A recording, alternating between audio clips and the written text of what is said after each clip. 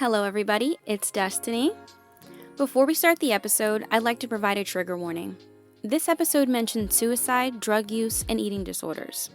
We think it's important to provide you with the knowledge that you need to make healthy decisions regarding how you consume our podcast content. So feel free to skip this episode if needed. As you'll hear in a moment, we're interviewing a young mother who was diagnosed with bipolar disorder in her teens. Upon reflecting on the interview, we thought it might be important to highlight why we want to share her story and the stories of others battling similar mental health issues. The answer is that we honestly believe that everyone can benefit from hearing these stories. If you're a parent, you may shift the way you view your disgruntled teen to questioning if there are any mental health concerns that you should take note of. And if you're a young adult or teenager regarding this story, you may see yourself in it. You might be able to relate. Or even if you don't struggle with this disorder or other mental health issues, this could give you a greater understanding and allow you to become more empathetic to the silent battles that others are facing around you. The goal is always to share information and experiences to destigmatize mental health. Lastly, please remember that our show is not meant to be a substitute for seeing a licensed mental health professional. With that said, let's get started. Hello, and welcome back to Where I Am podcast, where we strive to create a safe space for honest mental health discussions and encourage women to embrace their unique journeys. We're your host, Erica. And this is Destiny. Today we have the privilege of sharing the deeply personal and transformative journey of a resilient Gen Z woman who also happens to be my niece, Anna. So she's a 20-year-old wife, a mother of one, and has overcome a variety of obstacles when it comes to her mental health. Today we're going to talk about her diagnosis with bipolar disorder as a teen, the struggles she's faced on the road, and the outlook she has on life now. So welcome to the show, Anna. Thank you for having me. Welcome, Anna. I'm really excited to have you. You are our very first guest. Yay! Go me. So we are thrilled to talk to you today. And before we dive further into Anna's story, just for anybody who's listening that may not be familiar with bipolar disorder, it is a mental health condition that can cause extreme mood swings, and those could include emotional highs, so what's known as mania or hypomania, and then lows, so in other words, depression. So in terms of how many people have it, about 1 in 40 American adults live with bipolar disorder, and 1% of American teenagers live with it as well. And it affects men and women both equally, and it tends to run in families. So just a little bit of background as we go through and talk about her story. So to kick it off, Anna, do you want to kind of give us more information on how you grew up, what you experienced when you were younger that led up to your diagnosis? Yeah. So in my childhood, it was pretty chaotic in the very beginning because of my parents being so young whenever they had me and my brother. There was a lot of fighting, abuse, verbally, emotionally, physically, and which caused them to separate. And after their separation, my mom had gained full custody. Or no, they had joint custody, but my mom was our primary. So we moved in with my grandpa, and my mom, I would like to think she did the best she could, but at the same time, I feel like, especially now that I'm a mom, she could have done way better. But she was battling addiction, drug addiction, and as well her own trauma from whenever she was growing up. So, looking back on it, I was so naive at the time and not realizing how it was affecting me, and especially the relationship I have with my mother. And then my mom herself, she really tried to divide the relationship that we had with my dad and his side of the family by telling us things that, kids aren't supposed to know, and trying to paint this picture of how, I guess, evil they are, which really caused me younger to stick to my mom and always defend her no matter what. And then as I turned, 10, 11, my mom's addiction had gotten worse. And it got worse whenever she had began a relationship with somebody who was super abusive. So it caused my mom to give us up to my dad because for those 10 years, she really fought for having, primary custody of me and my brother. So whenever she gave up me and my brother to my dad, she kind of disappeared because she, in my opinion, she chose her boyfriend over her kids. Mm. And so that really affected me because, like I said, my mom had painted this picture of my dad's side of the family as that they were out to get her and they were trying to get us away from her and completely forget about her. That I struggled a lot, especially with the relationship I had with my grandma, my dad's mother. It was just hard. It was really hard. And then trying to accept that I'm in this new household, which is not chaotic at all compared to my mom's side of the family, and where it's more stable, more clean. And when I say clean, I mean like no alcohol, no drugs, you know, churchy people that have really strong morals and values when it comes to things like that. That it was just hard for me to accept the change and not, and I think which caused me to want to rebel more. Like it was almost like the complete opposite. Yeah, it was a complete opposite of what I knew.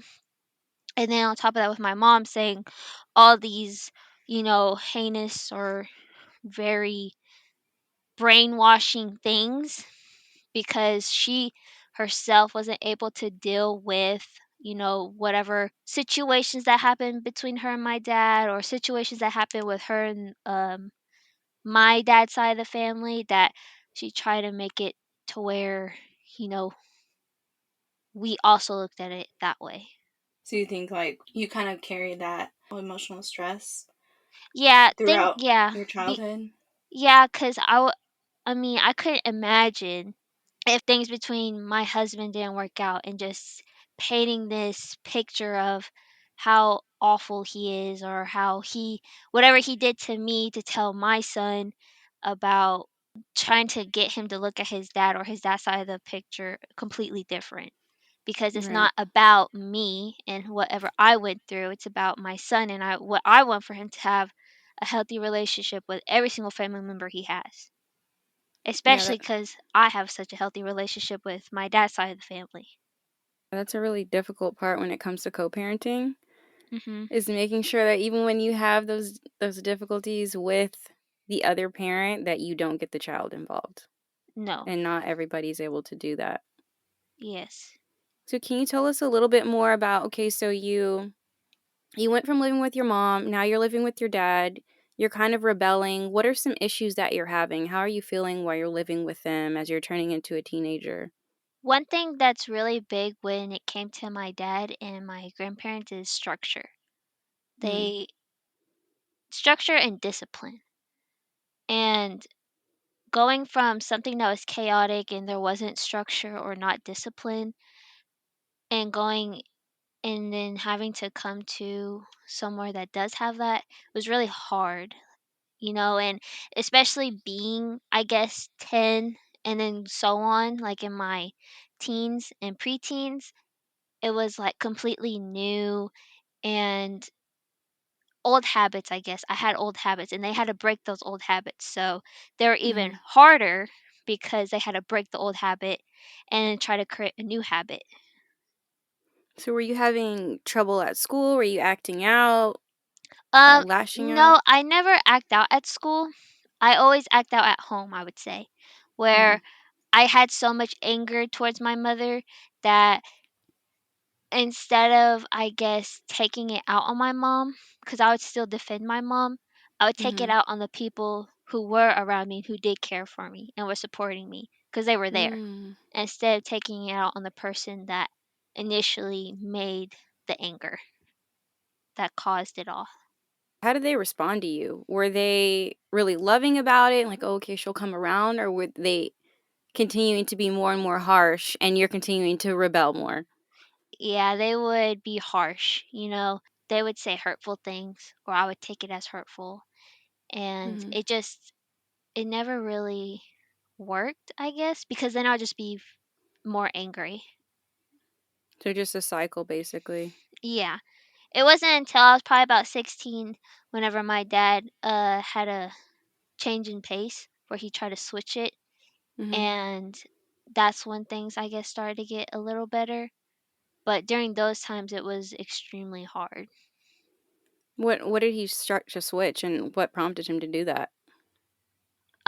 Well, my dad, he started working at the state hospital. Hmm. So when him like encountering people that have, mental health issues and whatnot really caused him to have a different perspective. And then also him listening to specific philosophers or self help really caused him to try to switch it. And then him noticing that what he was doing was not working with me. So Right. that's when he started to really care about mental health. And then I guess he started noticing signs in me, Mm. which caused him to want to get the help that I needed.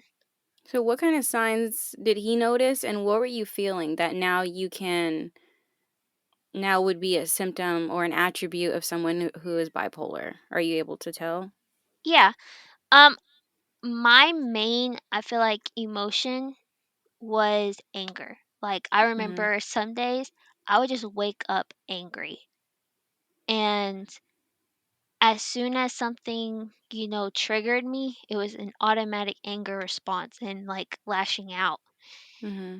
And then there was where I was depressed. At the time I didn't know, but I was depressed where I wanted to stay in my room all day, lay in bed all day. I had an eating disorder, so I wouldn't, take care of myself properly. And if something were to trigger me, I would just switch to anger. And then I noticed that, or at least my dad noticed that every day was kind of like, what type of Anna am I going to interact with today? Am I going to be Hmm. angry?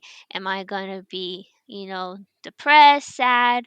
Am I going to be, happy or excited? And if I am happy or excited, am I going to completely switch? Mm. And, like the whole manic and then depressed type of situations. So he was able to see that. Yes. And did he bring it up right away? Like, I think you have mental health issues, or how do you approach your child with that? Um, my dad had just said, well, he asked me, he said, Hmm. would you want to, you know, go get first he wanted me to get a therapist because of the whole situation that I've gone through with my mom. Hmm. But his first resources were to get me a social worker, which got me to get diagnosed with bipolar. So I started working with the social worker, and honestly that wasn't very consistent cuz the first social worker I had, he was cool, but I only saw him like once or twice. And he would talk to me about anger management, and then he had something that came up, so I had to get switched to a different social worker, and I really liked her, but I only saw her a handful of times, and then she transferred to another facility. And they would just talk to me about my anger management, and then eventually that's when my dad had contacted a therapist. And my first one, she was really nice, but I kind of was closed off when I'm talking to her because just our ideals were like different. So I wasn't very open. But then my last therapist, he was the best. Like, he was really someone that I trusted and that I was able to just be myself too. And he helped me a lot as well. That's interesting how you said your ideals were different. We talked about that previously, that it can be tough if you get a therapist that you don't vibe with, or you feel like they don't respect you or they're judging you. Was there anything Mm. that that therapist did specifically that made you feel uncomfortable? So during those times, I think it was around like 2020. So that's when like politics were high, and I was just starting to get into, the political space. So I had super, super like deep political opinions. And, she was an old white lady who was from a smaller town outside of where we're at. And so she was like the complete opposite. And I remember one time during our session, she went on like this little rant about white privilege and like how white privilege isn't a thing in her eyes. And like when she told me that, I was just like, oh, I'm gonna, Wow. like I was like, oh, I was just like, oh, okay, but I didn't agree because she went on the whole like, oh, I don't white privilege. People want to always talk about white privilege, but yeah, I had to work and I had to do this. And she's like, "Where's my white privilege?" And I was just Mhm. like, okay, and like I was just Mhm. That's wild. Yeah. literally that was like wild. So after that, I really couldn't, vibe like you said, and so I Mhm. wasn't really as open compared to the second therapist that I encountered. Mhm. He was great. He was great. And we had the same ideals when it came to like Right. politics and stuff. So Right. Why was she even bringing that up or talking about that? Even I if you were honestly have talking no about idea. it, yeah, even I if you were honestly talking have no about it, she could idea. have just listened. So that's I don't know. Like, I really hmm. don't, because nothing, well, from what I remember, nothing like prompted it. I don't know. I don't remember why, but she brought that up. And I was just like, oh, okay. So, as you're going through the process of talking to, now you said, a therapist that you really enjoy, what was it like to be diagnosed? What exactly did they do? What did they talk about? What questions were they asking you, and how long did that take? Well, I got diagnosed with a psychiatrist. So they had diagnosed me first. And Okay. then nothing really came about it. I don't believe I was taking medication for it at the time. I think I was taking depression medication. It was an off-brand version of Zoloft. Mhm. So that I believe that was when I was probably about 15, 16 when I got diagnosed officially with bipolar. Mhm. And then after that, I was still struggling, and I was struggling in my household mainly because of relationships that I had, and like with my grandmother. I felt like I was never being heard, I guess I should say, in my household. But at the same time, I didn't go about it in a healthy way either. Like if I wasn't being heard, instead of trying to you know, keep my composure, I would lash out still. And which I know for them it was difficult because it was for me it was difficult. And so leading up to that, I guess in high school wasn't super, an enjoyable experience. I mean, I wasn't very social because at the time my dad was honestly a helicopter parent when it came to me. So anytime I would try to go to events or do, I guess what regular teenagers do, it was always a hard and long process. Like, and I felt like at the time, no matter what I do, I can't like he's just gonna add something on top of it. Like he'll say, "Okay, well, go clean your room." Like, okay, so I go clean my room, and then he's like, "Well, did you do this?" And he's like, "Well, what about under your bed?" Or what about And he just kept adding and adding and adding, and then I had to clean the house. I had chores, so I had to do all my chores, and then my dad would say, "Well, I want to meet so and so's parents." I guess nowadays in my generation, it's not very common for parents to meet. Like any of my friends, their parents would just be like, okay, well, just be home by this time, like whatever.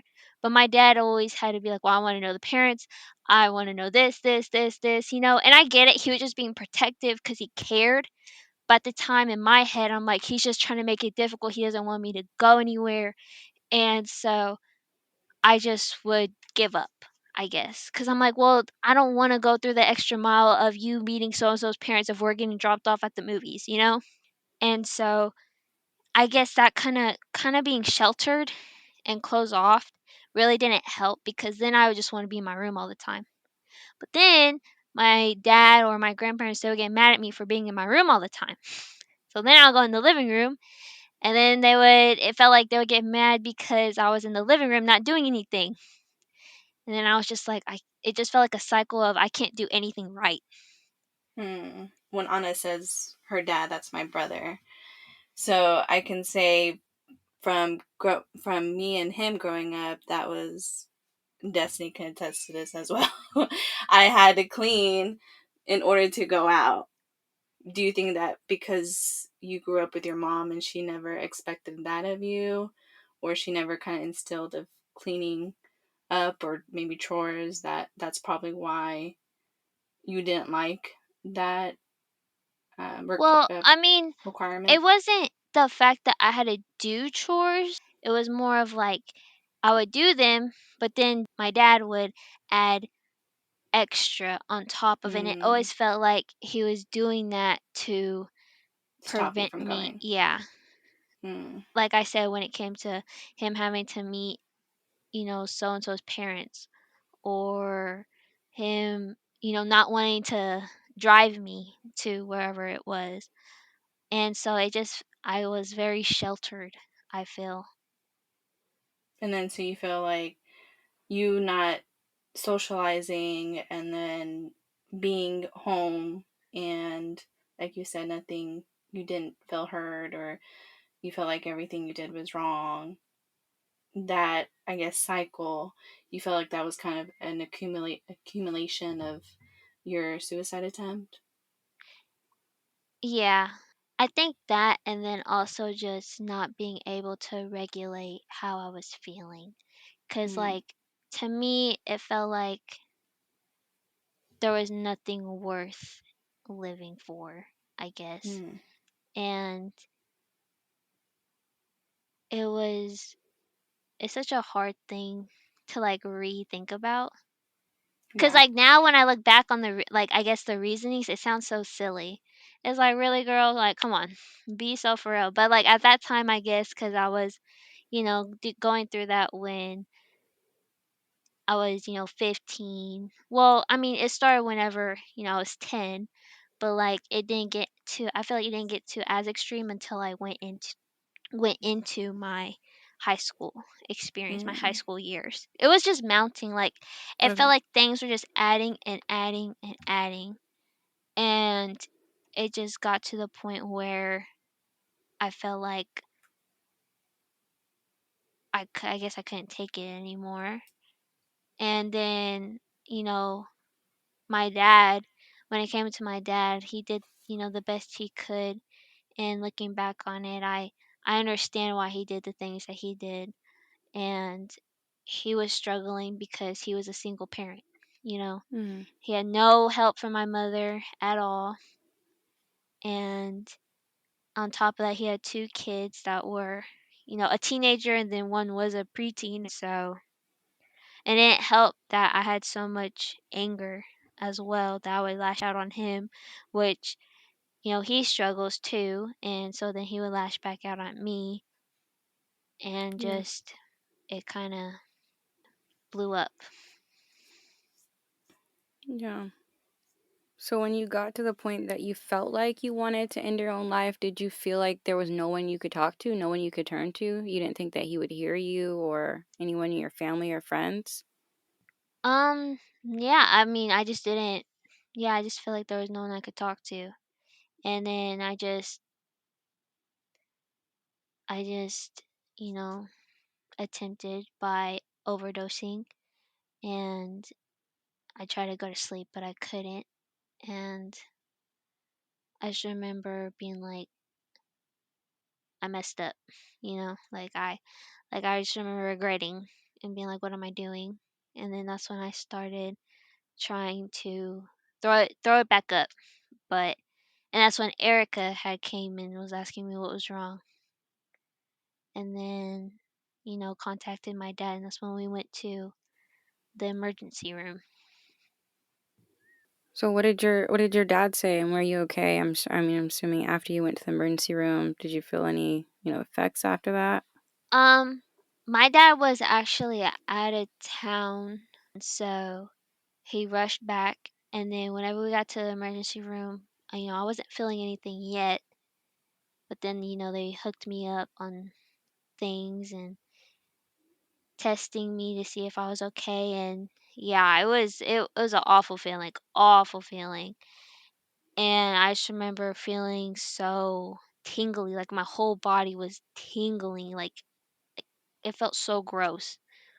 And then Mm. like I was trying so hard to go to sleep, but I couldn't go to sleep just because how my body was feeling. And then I just remember my dad coming in, and then I remember my mom coming in, and my mom was crying. My dad was just quiet.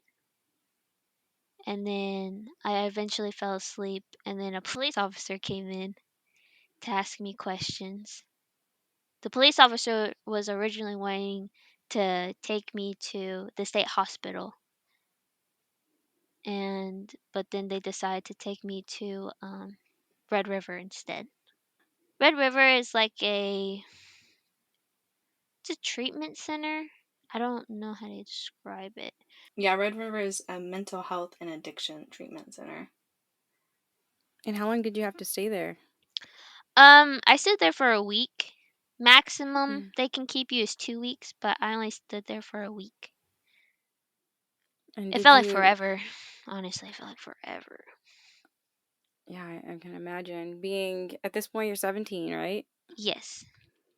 And so being away from your family, how did you feel in that moment while you were there? Um, I had a lot of regret because, and I was really, I guess, embarrassed and like I had a lot of shame because I really didn't want, I really didn't want my family to know. I just kind of wanted it to just be in between like the people that did know or people were there. But Mm-hmm. my dad had went and told everyone, so I was pretty, embarrassed about it because I didn't want people to worry about me. It was an experience because you meet other kids that are going through something similar or have feelings that are similar to you. It's something that I'm glad I experienced. Not the attempt, but like going there and reflecting, not having, my phone around me or social media or anything like that. So if there are any parents listening, what advice would you give them if they're trying to talk to their young child, their teenager? Was there anything that made it worse for you? Anything that made it more difficult that you can think back and say, "Well, I wish if my dad would have talked to me in this way, that would have really helped," or if someone would have interacted with me in this particular way or said this could have stopped me from having certain thoughts. Anything like that, or do you just feel like no, it was kind of just the way I was and I had to get to this point of going through all of this to now have a more positive view?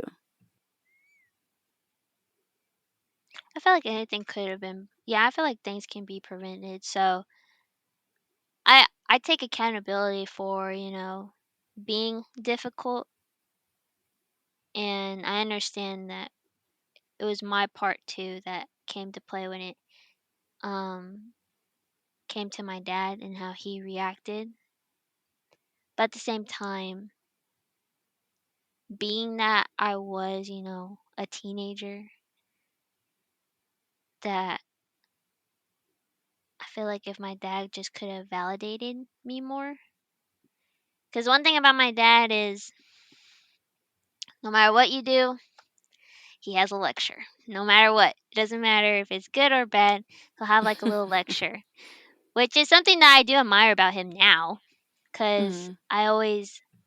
I enjoy hearing what my dad has to say and whatever wisdom he can give me. But during that time, it just made me feel like I wasn't doing anything right. Or um, it would make me feel, I guess, triggered. Because I'm like, why can't he just, you know, understand where I'm coming from? My Like you wanted perspective on things. you wanted him to just like listen Yeah. and not respond, just like listen to you Yes. and kind of help you solve whatever issue or whatever feeling, kind of walk you through it versus saying like an overall lesson of what he learned from his life versus actually trying to help you specifically in your life and your like the factors that you're dealing with. That, and then also, being like, well, what could you have you done differently? You could have Mm. done this, you could have done that, you could have done, and so on. And then the moment it's like, well, it's already been done. Now I'm asking you because I need help because, whatever has been done was done. And he would always want me to reflect, which I get now. I understand it now. But at the time, it just made me feel like you're not helping me. And so I feel like I'm not being heard. And I feel like I'm just, being talked down on and belittled. That's something that I think people could try to like do differently. It's just to have a little bit more empathy yeah, a little bit more empathy. Yeah, that makes a lot of sense. I mean, as a parent, and now that you're a parent, you do want to just solve your child's problems. Even though my son's still small, I can imagine when he gets older, I'm going to want to tell him, okay, you should be doing this or doing that, or why didn't you think about this ahead of time? Yeah, But you don't always want to hear that in the moment. You don't always want to be lectured. yeah. And then even with my son, if he ever struggles, which I mean he is going to, I just I hope from whenever he's little to those times he's able to, come to me. 'Cause that's another thing too. I feel like had to that was a big issue was I felt like I wasn't able to come to my dad with things because I was so, I guess, scared of my dad. My dad scared me that I wasn't able to just open up all the way. I felt like I had to, if something happened, I had to tweak it because he You would, couldn't be fully honest. yeah, I couldn't be fully honest with my dad when it came to things. So, with this show, we're trying to destigmatize mental health. A lot of people don't want to talk about different things. And then when you get closer to someone and they do open up, I'm starting to realize, like, oh, a lot of us have the same issues. Even if you're not maybe diagnosed with the same disorders or mental health problems, a lot of us are going through things, but we're not expressing it. What would you say to a person who has misconceptions about a person that's bipolar? I would say that it is real. Something that is real and something that, because I feel like a lot of people think that when someone that does have bipolar, people that don't, take mental health seriously, I feel like they just think they're being difficult, which is something that I do encounter because on my mom's side of the family, they're the type of people that don't really take mental health seriously. They think it's just something that people want to pin on for them being difficult or them not being able to pull themselves together. And it is a real struggle. For me, I should say that I don't want to make something difficult for other people just cuz I'm having struggles. So if I am being difficult, it's not cuz I'm purposely doing it. I don't have any, malintent, but it's something that I'm working through. Yeah, because I've heard, before you got diagnosed or with bipolar, out in, I guess, in social environments, when bipolar would come up as a topic, it's almost like, not in a joking manner, but we'd be like, oh, she's bipolar, just because one day she's happy, the next day she's sad, like in a work environment. And so I Yes. think that is also something that we should stop doing, just kind of, oh, well, she's just bipolar, so today she's, in a bad mood. Tomorrow she'll be okay. I don't think that's something that, I mean, what do you feel? Is that like offensive to you? Would you say that we need to stop doing that, or maybe ask the person if they're actually bipolar? Or, I mean, the contents of when people say that, I feel like is just, it's not a correct terminology, I guess you can say. One thing with being bipolar is, people feel emotions, right? Like I said, extreme happy or sad. But in my experience with being bipolar, it's an extreme. Like it takes, like the emotion takes over your body. So, like, whenever I'm hurting, when I'm angry, or when I'm sad, or anything like that, it's like an extreme feeling to where my chest starts burning. And so Mm. that's when, like, I'll cry, or that's when I'll start yelling, or that's when it's like it consumes me. So when it comes to, I don't know how other people with bipolar experience, but that's how I experience it. So when, people say like, "Oh, she's just being bipolar," or "She's just bipolar," or, "She's crazy."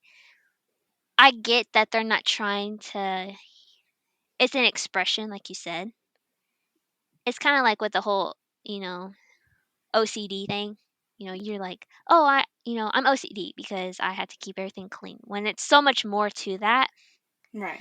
that I feel like I could see that it is offensive because it's kind of like belittling someone. Mm. Like, you don't know what they're going through, you don't know what they're doing, you don't know everybody's situation, so just to write them off as bipolar, or usually the follow up when someone says that is like, "Oh, she's crazy," you know. Right. And I feel like that those types of terms are weaponized against women more than men, you know? Mm. So it is just belittling and not taking something seriously, or just not having empathy for the person, and you just like scoffing and be like, "Oh, you're just crazy," or, "Oh, you're just bipolar." You feel one thing and then you're the other. It's Right. kind of just really belittling. And that's true. I hadn't really thought about it as much, but I rarely hear a man called crazy. Mm-mm. I'm always Yeah. hearing women called crazy, but Yep. Right. men do things that are out of pocket as well, but I rarely hear that. Yeah. So, can you talk to us a little bit more about steps towards healing? What have you been able to do to get into a better mindset in the past few years? I will say just growing up, like your brain is developing as you grow. So going from a teenager to an adult, I feel like my frontal lobe has started to kick in a little more. Obviously, it's not done till I'm 25, but I feel like that Yeah. has helped and improved a lot when it comes to decision making and being able to understand things for what they are. And also just taking a step back, because there are, I still do go through situations where I do get angry, but I try hard to not react as soon as, I feel the emotion, and just trying to regulate my emotions, which is hard because, when it comes to women, your hormones are changing all the time because periods and ovulation and all that, that it's kind of, it's never the same. Yeah, when I was reading up on bipolar disorder, one of the podcasts that I was listening to, which was called the Brain People podcast, they discuss the importance of knowing your triggers. Hmm. Do you know like your triggers now? Is that what you think is helping you, knowing what triggers you, like you said earlier, stepping back? Are there any triggers that you can identify now? Yes, there are a lot of triggers that I identify when it comes to, situations. I feel like a lot of the times when I feel like I'm not being heard, I start to yell. You know, I try to get louder and louder because I think then the person will hear me, when it's usually not the case. So I try to just take a step Mm-hmm. back, breathe. Breathing is something that helps a lot. Yeah. Or even like just walking away for some time to regather my thoughts and then try to go into said situation, that helps. And or even talking to talking really helps when it comes to me. So I always reach out to like my dad, or you, Erica, or someone that I feel like I can come to and talk to whatever is going on. That really helps me to regulate whatever emotion I was feeling, and to try to come back to said situation to, get a solution and to solve Right. whatever issue I was having. And you said, I think you mentioned that you did start journaling. Of course, it's a new habit, so it's not always going to be something that you're used to. But have you been journaling still lately, or are you working towards journaling more? Yeah, when it came to hard situations that I had at the beginning of the year, I was journaling a lot and trying to put my feelings onto paper, and it kind of did relieve whatever I was going through. And then also other things I enjoy, like drawing or going outside, since now it's like it's not as cold. Spending time with my son has really helped what I was struggling with at the time. Honestly, becoming a mom, I should say, has really been helpful because instead of focusing on whatever situation I have that's, causing issues, I'm able to now just not forget, but to be able to cut it off and redirect myself to, taking care of my son or spending time with him and doing all the needs that I have to fulfill for him. So it kind of gives me like a break. It gives my brain a break and not just consume the situation and keep thinking about it and keep going and going and going and going on it. And to do what I have to do, fulfill my responsibilities as a mother, and then I'm able to shift back to whatever was going on and think more clearly and not just have it consume me. When you have that motivation that you have to take care of another life, that's true. You have to shift your attention. You can't always focus on exactly what's going on with you in that moment. And sometimes it can be difficult because maybe you do need to focus on whatever's going on Mhm. internally. But a lot of times it can be helpful because you have this sense of purpose with this child that you're trying to raise. Mhm. And I really don't let whatever's affecting me start to affect him. So that's why it really helps me, because whatever issue I'm having with whoever, and then I look at my son and he just has a big old smile on his face. And it's like, okay, it's not that bad. Right. At They don't the know what's going Yeah, on. no idea. They don't know and they don't care. They don't They care what's don't. going on. You better do what I need, not whatever you need to do. Exactly. Yeah. Heavy on the they don't care.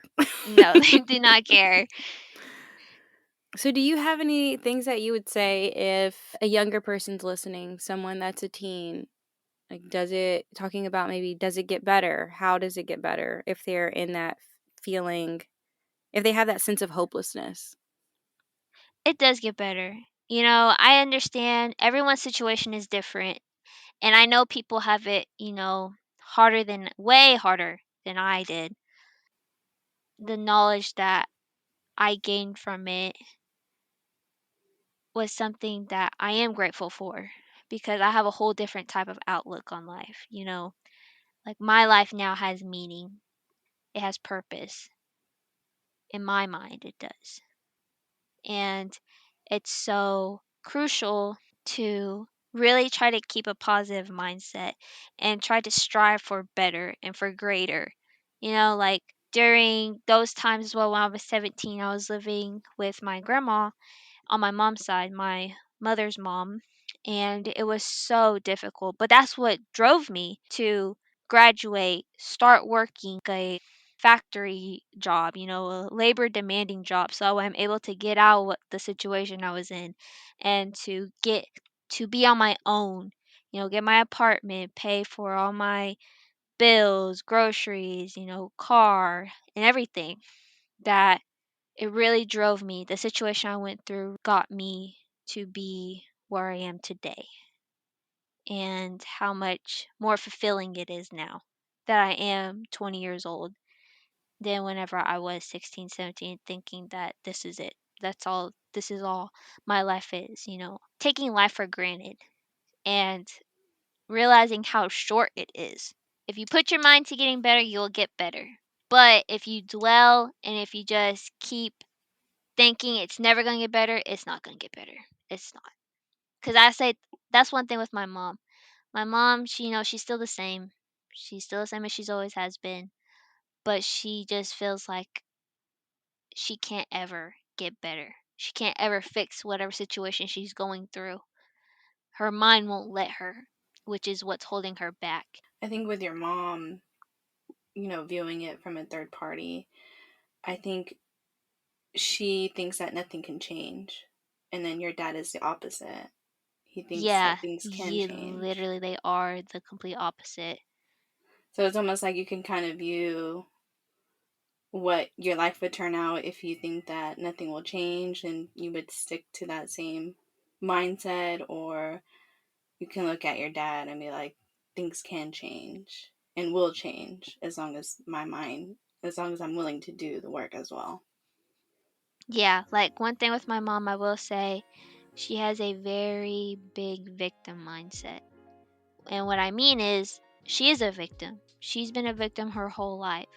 But because she's been a victim from whatever situation she's been through, her mind is now thinking it's everyone else's fault but mine, even when it is her fault, which holds her back from a lot. So, any type of, you know, trauma that she has, it'll get brought up with whoever. Say she's in an argument with someone, it'll get brought up because she hasn't been able to build that bridge and conquer what she was feeling. You can only hold on to that for so long, and so many years can, go on. Life goes on. Those people that hurt you, they're gonna go on. They're not gonna think twice about it. So you're really doing yourself a disservice by not being able to get yourself together, because then you'll just get lost and hope will be gone. But if you're able to look inward and acknowledge what you're going through and find an outlet to let whatever struggle or whatever emotion that you feel inside go, you'll be able to keep going and keep growing as a person. Amen. So thank you again for tuning in, and be sure to subscribe and follow us on our socials at Where I Am Podcast. If you want us to discuss a specific topic, you can also email us at whereiampodcast@gmail.com. And if you love what you heard, don't forget to share and leave a review. Bye.